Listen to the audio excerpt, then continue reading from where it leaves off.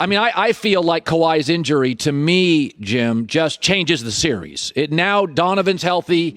Conley, I feel like it's a Utah series going forward. Your thoughts? I totally agree, because unlike Conley in that situation, as much as Utah misses him, you still have Donovan Mitchell and you still have Rudy Gobert. Your best player and your second best player. And then Mike Conley kind of rounds that out. With Kawhi, you don't have that, because he's your best player. He's the guy that can take the game over. He's the guy that's won on the big level, MVP type caliber, defensively, offensively, and you can't replace that, and that's going to be the challenge in particular. And like you said, too, going on the road, which they haven't had success with Kawhi. Now you go on the road without him against a Utah team that all year has proven themselves to be the best in the Western Conference. And now you're asking a team that's depleted of their best player to go in there and win the game. Now, that's not saying that it's impossible. We've seen this before. A lot of things can happen from a Utah perspective that allows the Clippers to walk out of there with a W, but it's going to be a challenge. Yeah.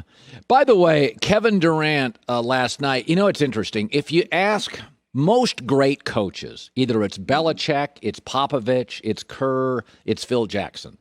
What really defines a coach a lot of times in the NBA or professional sports is your ability to adjust.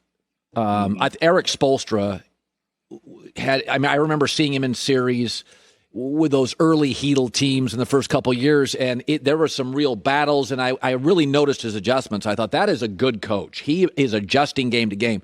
Milwaukee never really doubled Kevin Durant. And I'm thinking, I'm not saying I know more than an NBA coach, but Mike Budenholzer, that felt like a whiff last night as a coach, or is that too harsh? Well, it depends on the game flow, because the common sense would say take the ball out of KD's hands, make somebody else beat you. Okay, I get that. But the beauty about KD is that like Steph, you can say that about Steph this year. Why not take the ball out of Steph's hands? He can beat you. Well, because you can move him around the board like a chess piece. He's just not married to bring the ball up. So with the offense, when you have a versatile player like a Kevin Durant, so it's just not as simple as, well, double team him and get the ball out of his hands, okay? At times you can, but Jeff Green was knocking down shots. I know Joe Harris struggled from behind the three-point line, but that young man, if he got hot, could hurt you. So I think you have to change up the defenses when you play against a guy like Kevin Durant to not allow him to get comfortable. But once again, Steve Nash has the great, I think it's not a dilemma. I think he has the ability with the Kevin Durant, unlike a lot of other superstars in this league, like Giannis, okay? Giannis, he's one-dimensional in regards to what you can do with him offensively. Kevin Durant is not. So it's a lot more challenging to double team and take the ball out of his hands. That's fair. I was saying this about Milwaukee. Sometimes we just have to readjust our expectations, and that's okay. Like, there's a lot of these teams, and we look at them, and then, and this, you draft people in football or basketball, and after about 3 years, you're like, he's not quite as good as we thought. We got to I look at Milwaukee, and I think, look at all the breaks they've gotten. Kawhi left the East. LeBron left the East. The Celtics unraveled. Harden's hurt. Kyrie's hurt. Embiid's hurt. And I look at him right now, and I'm like, you led by 19 at half. Harden's having his worst game as a pro. Kyrie's out, and you can't win last night. Like, I think to myself, Jim, we've now got to readjust what we think about Milwaukee. They're a nice team, but the ceiling, I think, is lower than I thought it was a month ago. Is that fair?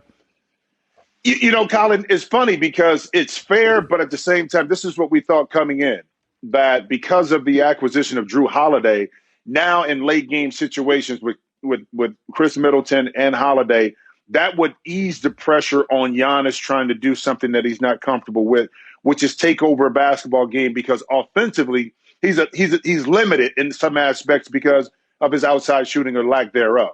The issue is that, let's say Jrue Holiday is playing like we saw him during the regular season. Is that a question about Milwaukee? Because now this is a different team and they may have won that game.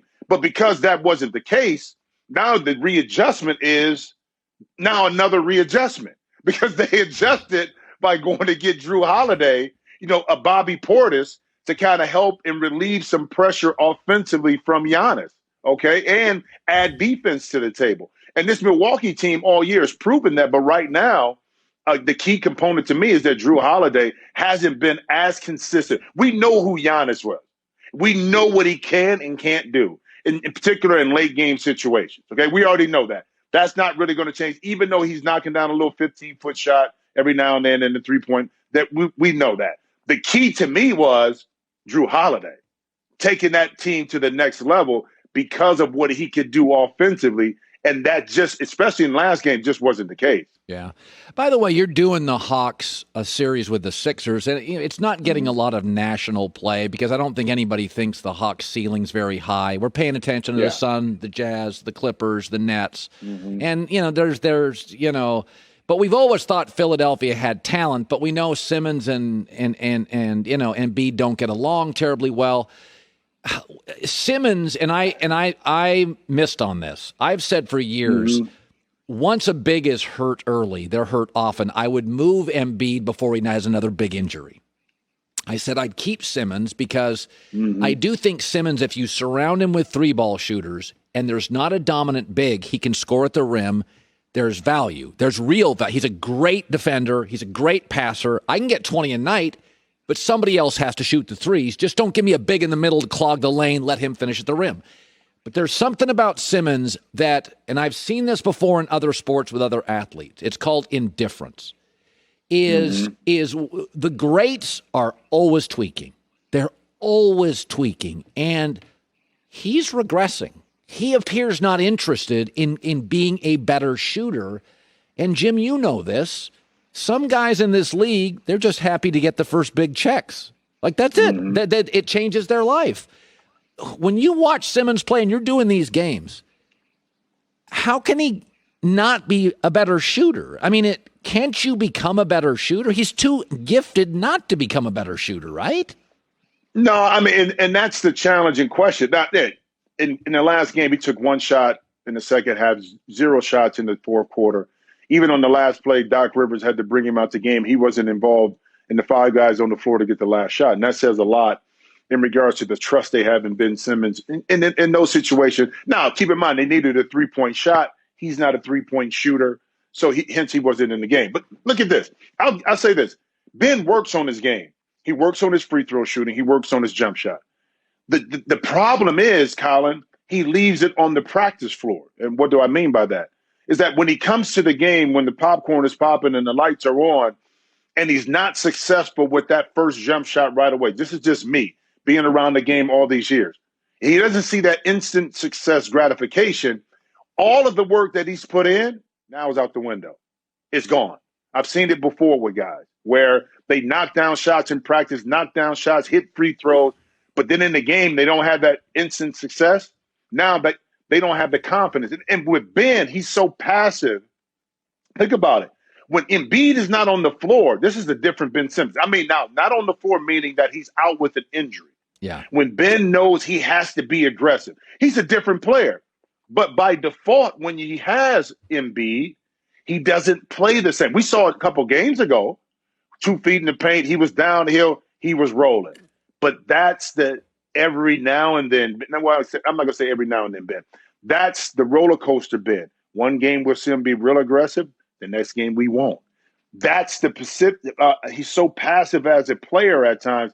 That's what frustrates us as basketball fans, because we see it in him, but we don't see it consistently enough. Yeah, it's a little like Anthony Davis. When he's engaged, he's unstoppable. And right. I don't think you can coach that stuff. Like Michael Jordan's relentlessness, a coach doesn't get credit for that. No. Kobe's obsessiveness, a coach doesn't get credit for that. Like indifference, there's a lot of things a coach can do. I don't think you can coach indifference out of a player. Jim Jackson doing Game 5 tonight, Sixers Hawks. You've been doing a great job on this stuff, Jim. I've been listening to all your stuff.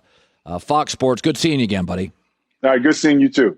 Hi, everybody. Thanks for watching. Subscribe here to get the latest from the show. Also, be sure to check out more of the best clips from The Herd or go watch a few segments from other shows on FS1.